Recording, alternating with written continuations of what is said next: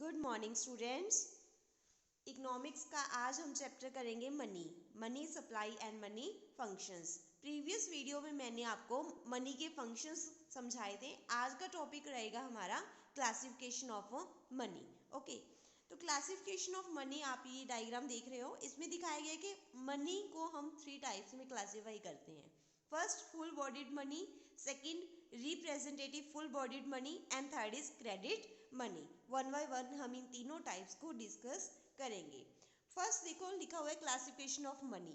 Money can be classified on the basis of relationship between the value of money as money and the value of money as a commodity. तो क्योंकि पहले क्या था, commodities ही होती थी, barter system था, तो हम मनी को मनी में भी वैल्यू करते हैं और कॉमोडिटी में भी वैल्यू करते हैं। तो इस तरह से हम समझेंगे। तो broadly money can be classified as full bodied money, representative full bodied money and credit money.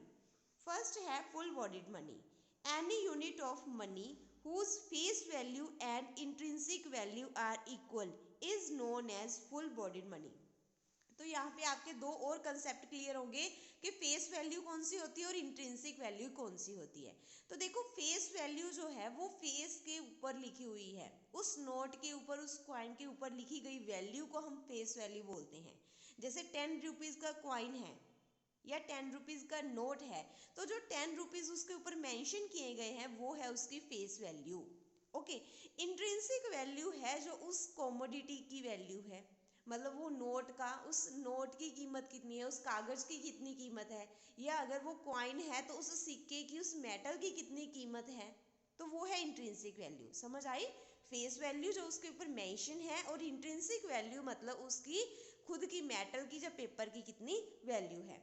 Any unit of money, any unit of money whose value, whose face value and intrinsic value are equal is known as full bodied money।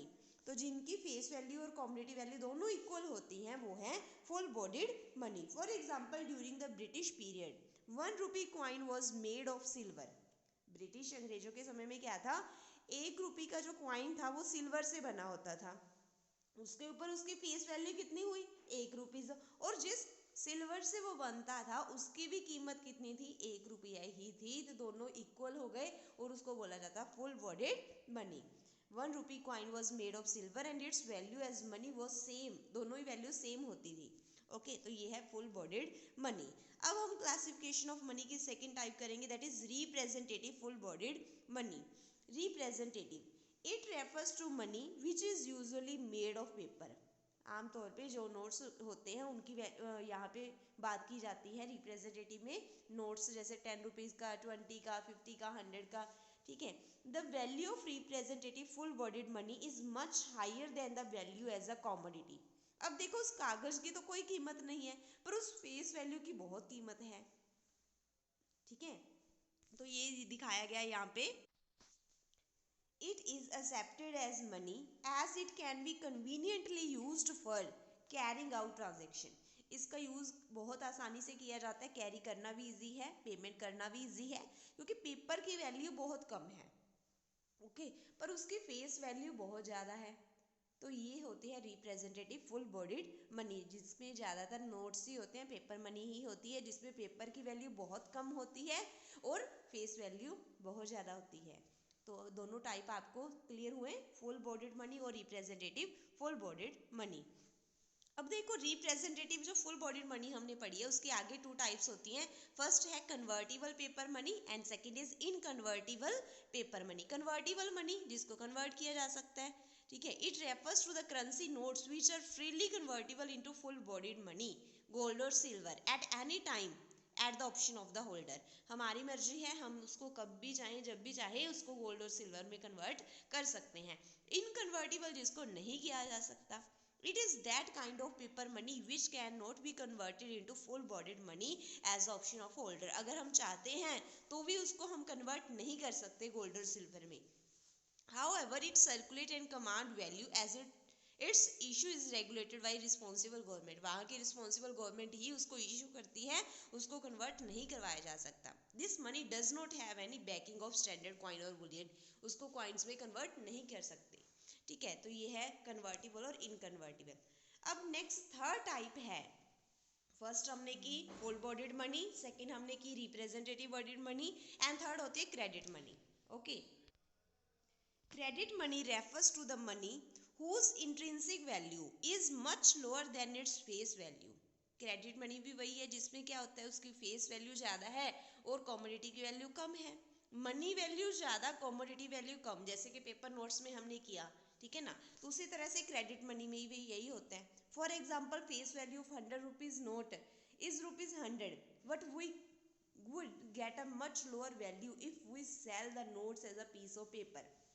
Note 100 रुपये का है, उसकी कीमत 100 रुपये है, पर अगर उसको हम रद्दी में बेचें, पेपर में बेचें, तो उसकी वैल्यू कुछ भी नहीं है।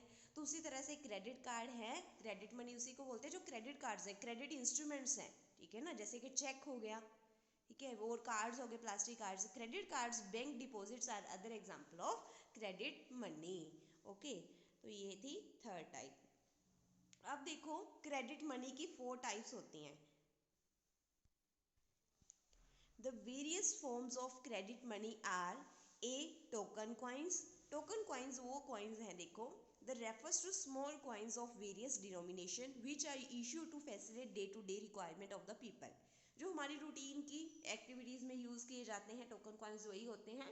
All Indian coins like those of ₹10, 5, 2 and 1 are token coins. इनको टोकन कॉइन्स बोला जाता है जो हमारी रूटीन की एक्टिविटीज़ में यूज़ होती हैं। Since their value as money is more than value of metal contained in them। Second है representative token money। It is 100% backed and fully redeemable in some commodities such as gold or silver। It is generally in the form of paper and market value of what is actually offered less than value printed on the paper notes. तो ये क्या है, representative है, जो उसके ऊपर show किया जाता है, जैसे गोल्ड और सिल्वर के कॉइन, ठीक है, तो इसमें आएंगे वो वाले। थर्ड है circulating promissory notes. Promissory notes आपने +1 में भी किया हुआ है, बिल ऑफ एक्सचेंज चैप्टर, ठीक है। These are currency notes issued by the Reserve Bank of India. ये कौन इशू करता है, आरबीआई। दीज इंक्लूड और currency notes of denomination like 1000, 500, 100। तो कितने की भी पेमेंट है, उन सभी के लिए ये यूज किए जाते हैं। तो ये भी किसकी टाइप है, क्रेडिट मनी की। ओके, फोर्थ है डिमांड डिपॉजिट। तो डिमांड डिपॉजिट में क्या आएगा, चेक आएगा, जिसके थ्रू हम पैसा डिपॉजिट करवा भी सकते हैं और निकलवा भी सकते हैं, ठीक है। तो ये आपने 4 टाइप्स यहाँ तक लर्न करनी है। तो आज का आपका टॉपिक क्या हुआ, classification of money, full bodied money, representative full bodied money and credit money.